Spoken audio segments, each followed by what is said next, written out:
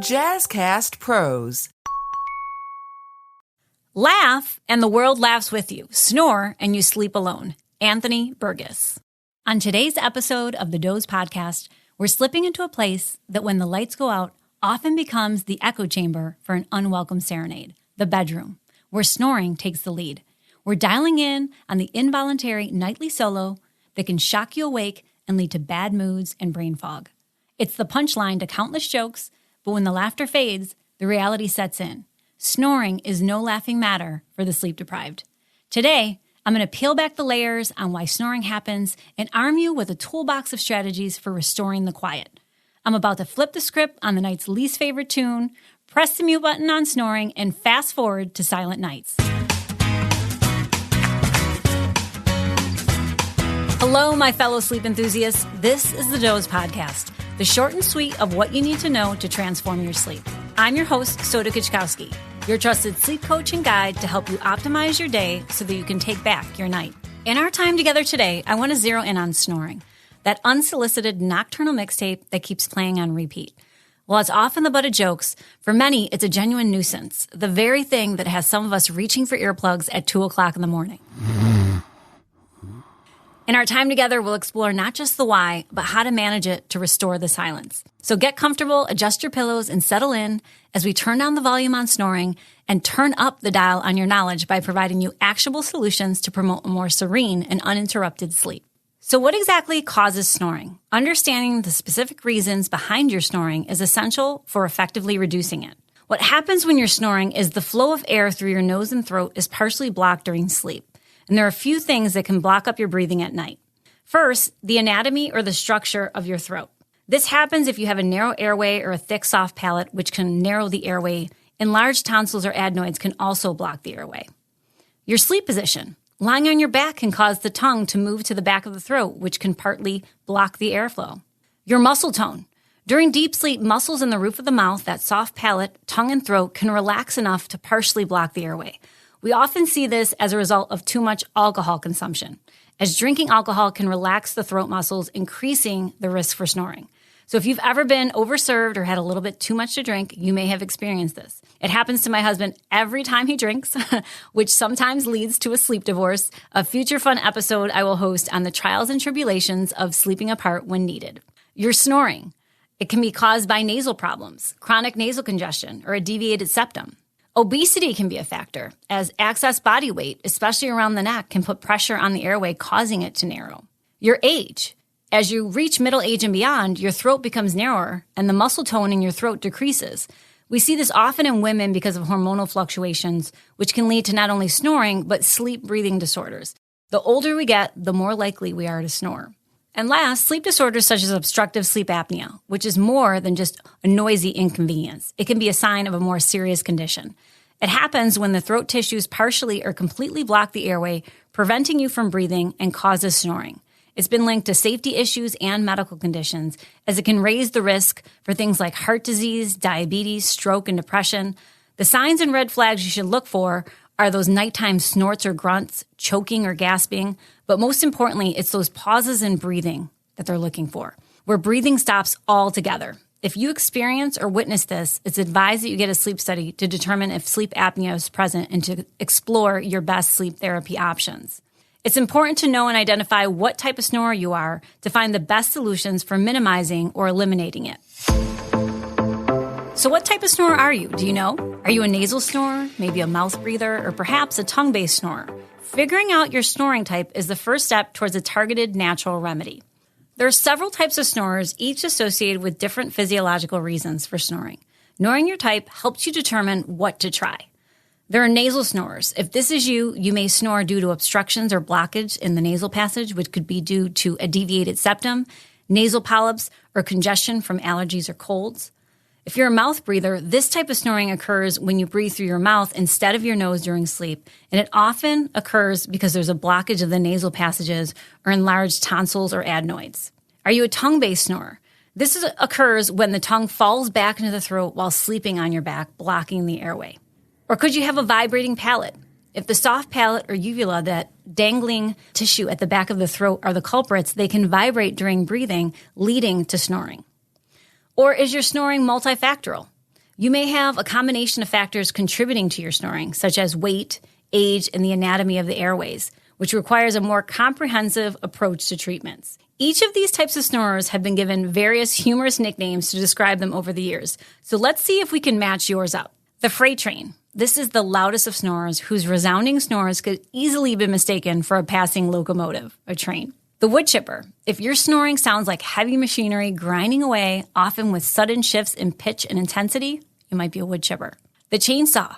If your snoring is exceptionally loud and aggressive, a consistent high-pitched noise that resembles the sound of saw cutting through wood, this may be you.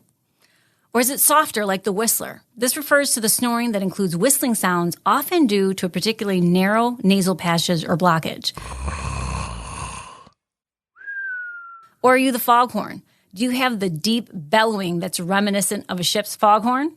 Did you find one that you identify with? Each type may have different remedies and interventions. For some, lifestyle changes may significantly help. However, if it's a persistent, loud, and disruptive snoring, and you snore no matter what, you want to consider getting evaluated by a healthcare professional to rule out sleep apnea or other sleep-related breathing disorders. Again, it's the pauses in breathing that is a cause for concern. So how do you stop the snore? For our nasal snorers, something as simple as a humidifier or nose dilator can pave the way to tranquility. For mouth snorers, positional therapy or using a pillow or inclined mattress could be your ticket to silence. And for our tongue-based audience, you can explore the wonders of playing the Didgeridoo or myofunctional therapy to improve breathing. There are many factors that can contribute to snoring, and you may need to try a few to get it just right. So let's jump into some of the solutions. Let's start by setting up your bedroom. It has more to do with snoring than you think. A big one is air quality. I always say that even if you don't dust any other part of your home, the bedroom is a must, especially if you have pets. It's often best to have a bare floor, think hardwood with an area rug, as even shampooing doesn't get all the pet dander out. Poor air quality can irritate your nasal passages and throat, leading to increased snoring.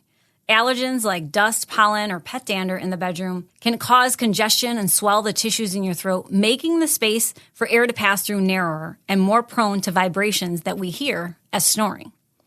Ensuring good air quality might involve using things like air purifiers to remove allergens and pollutants, or humidifiers to maintain optimal humidity levels. That's another important thing you could do. I would aim for 40 to 50%, which can prevent dryness that can lead to snoring. Keeping the bedroom clean, free from dust, and well ventilated are also important steps. All of these can contribute to a fresher breathing environment, potentially reducing snoring and improving overall sleep quality. Next, keeping the door open. My firefighters disagree with me on this one, but it improves air circulation, helps with temperature regulation, and lowers carbon dioxide levels. Higher CO2 levels can make the air stuffy and lower the quality of your sleep. It can make you breathe more deeply or rapidly to get enough oxygen, which could create more turbulence in your airways, possibly leading to snoring. It can also lead to airway inflammation. Poor air quality and higher CO2 levels could potentially cause mild inflammation or irritation in your airways, which could narrow them and make snoring more likely. The use of essential oils, specifically peppermint oil or eucalyptus, which may reduce swelling in the nasal passages. They're concentrated liquid extracts from plants. They're sold in small bottles and used in a diffuser. When you breathe in essential oils, the scent molecules travel from the olfactory nerves directly to the brain and especially impact the amygdala, the emotional center of the brain. They can also affect the respiratory system directly. Just a side note, at the Doze, we've created a 4-in-1, which is a diffuser, humidifier, sound machine, and amber light, all in one conveniently, beautifully designed unit. We carried it in both black and white, and you can get yours by going to thedoze.co. We also have a product called Breathe Balm. It's an all-natural alternative to vapor rub, made up of organic coconut oil and a blend of therapeutic essential oils. It's essential in reducing inflammation of the sinus passages, opening airways to reduce respiratory issues and snoring. You need just a dab.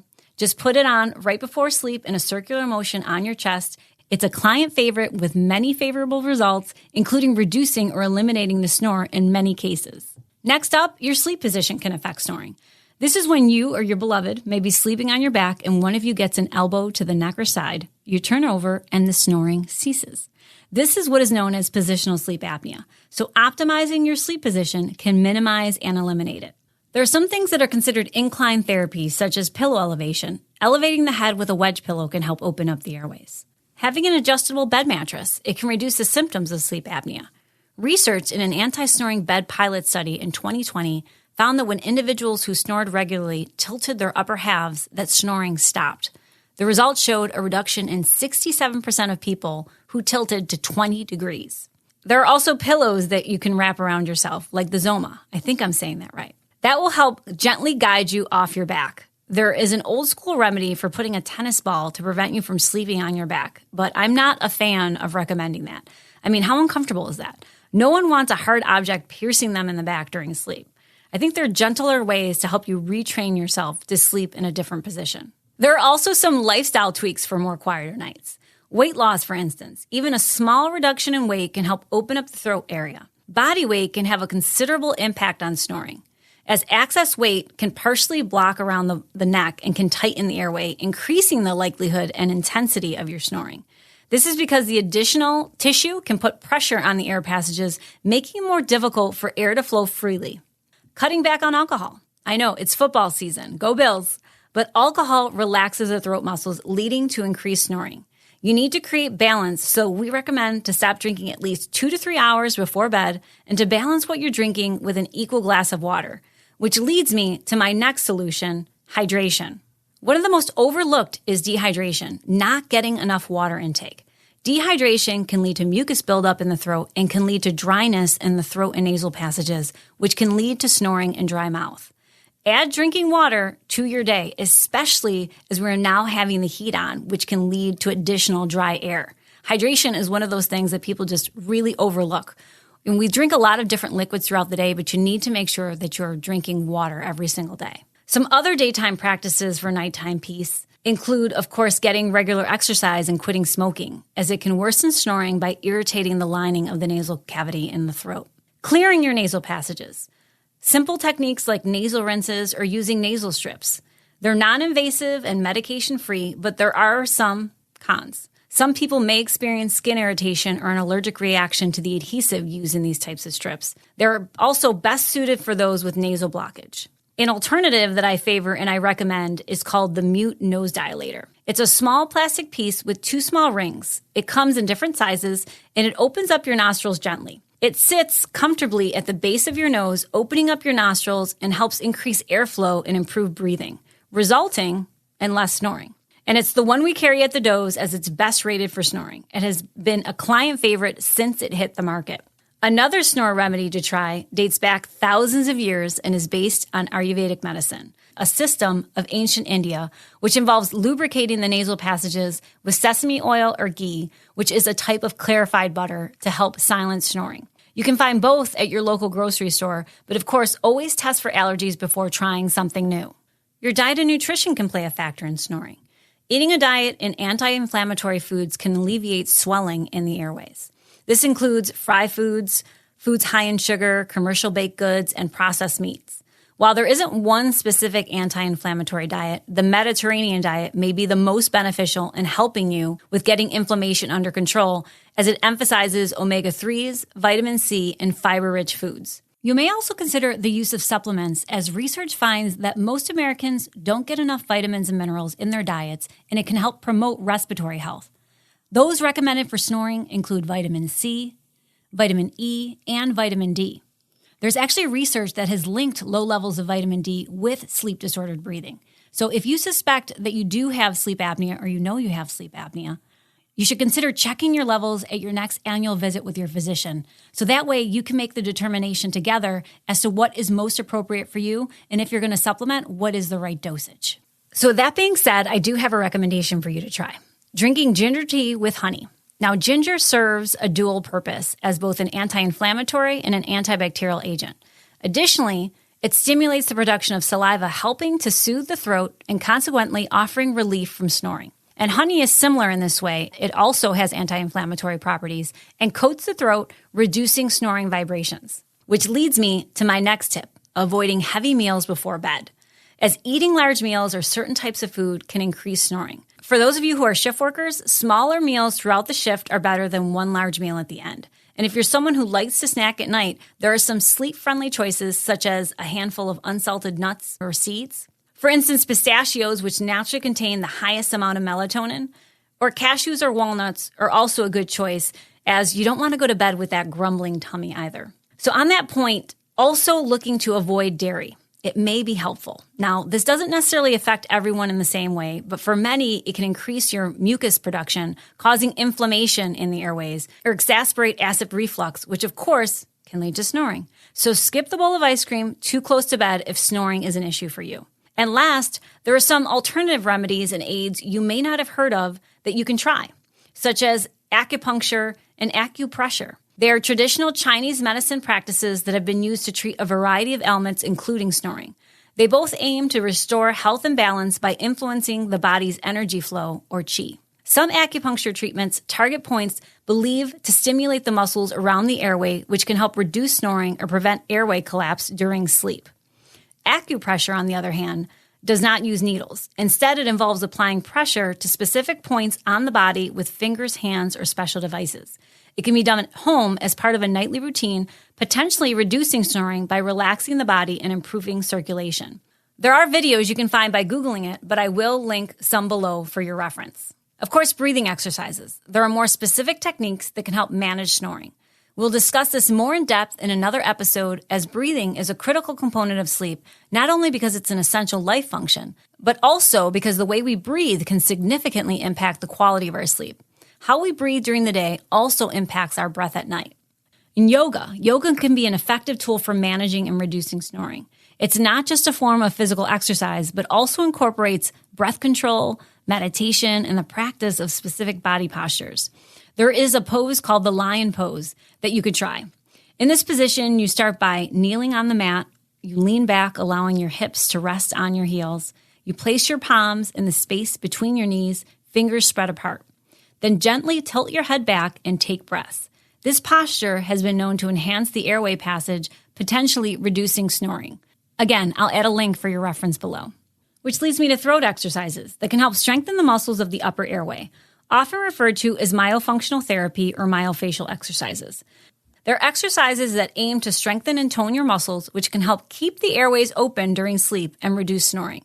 Current research indicates that it can decrease your AHI, the apnea-hypopnea index. That's the score you receive when being diagnosed with sleep apnea, by approximately 50% in adults and 62% in children. Tongue exercises. Two of the most common, often used to minimize snoring, are the tongue slide, which involves sliding the tongue back along the roof of the mouth as far as it can go, which can strengthen the muscles in the upper throat. And tongue strengthening, where you push the tongue against the roof of the mouth and hold it in place to build strength in the tongue muscles. I plan on having a specialist on for a future podcast to share more about this.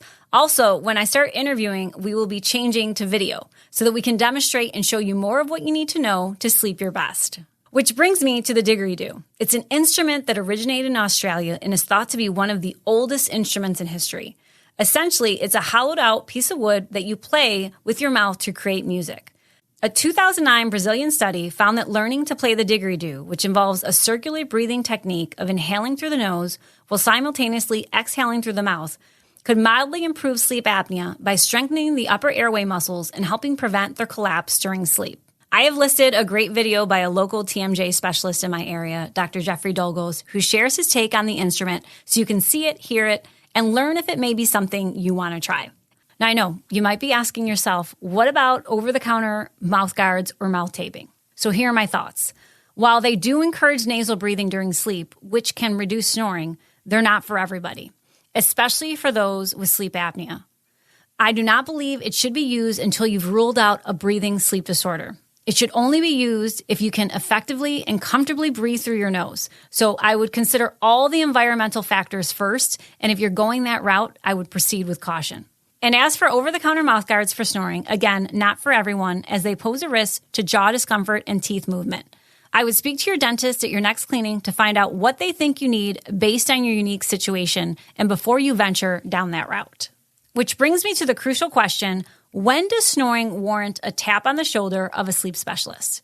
Well, you have to distinguish between occasional snoring and problematic snoring. If your snoring is frequent and extremely loud, it can damage the air passage from the nose to the throat, potentially leading to difficulties with swallowing and severe sleep apnea. The natural remedies I provided you can minimize and even eliminate snoring in some cases, But if you have those pauses in breathing, you want to make sure that you're getting that checked out. As a reminder, we do now offer sleep testing. You can go to the doze.co and you can test in the comfort of your home, and then you can decide for yourself based on your results. Which leads me to my tips and tools of the week, which can all be found on our website. To start, I'm giving you a free cheat sheet with a list of everything I've talked about today to finally stop the snore. Go to the doze.co website to download it. Next, there are some products that can provide you some relief. You can check out our Breathe Balm, Mute Nose Dilator, or our 4-in-1, the diffuser, humidifier, sound machine, and nightlight, all in one if you're looking for natural tools to help you with snoring on our shop page. I've also provided links to each in the show notes. Do you think your snore is a more serious issue? We have the availability now to provide home sleep testing. You can go to the doze.co to order yours directly delivered to your home. It's a multi-night option, so you can track your snoring over the course of a week or even longer. It can help you determine if you have a sleep disorder, but it also can give you the opportunity to test out some of the tips I provided you to see if they provide you some relief and can improve your overall sleep quality.